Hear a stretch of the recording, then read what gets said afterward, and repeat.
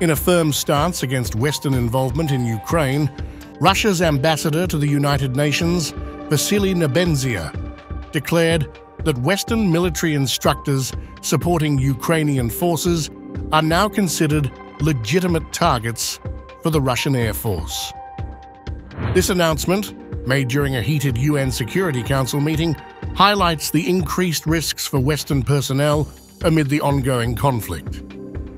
Nebenzia criticized the growing presence of Western military personnel in Ukraine, arguing that their involvement is due to the reluctance of Ukrainians to defend Western geopolitical interests.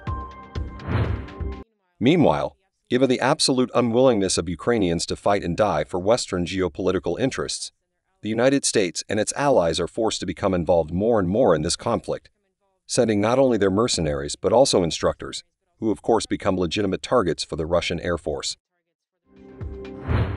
In a particularly alarming claim, Nebenzia referenced a recent Russian airstrike that allegedly resulted in the deaths of 18 British Special Air Service personnel.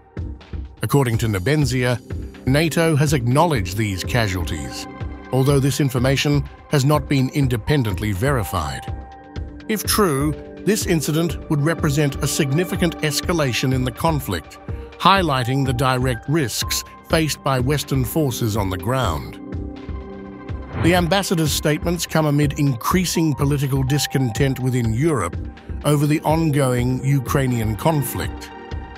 Several European countries are forming coalitions to oppose further financial and military support for Ukraine.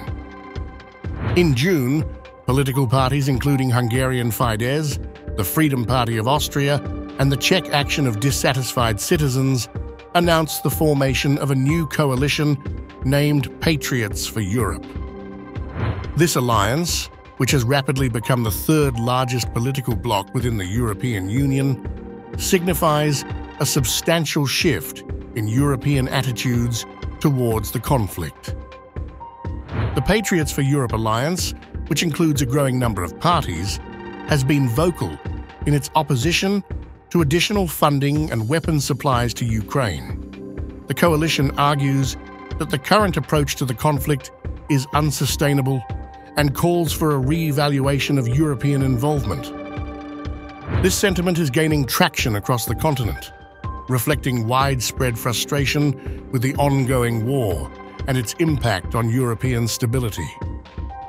With Russia now openly targeting Western instructors and political coalitions in Europe pushing back against further involvement, the path to peace appears increasingly fraught with challenges.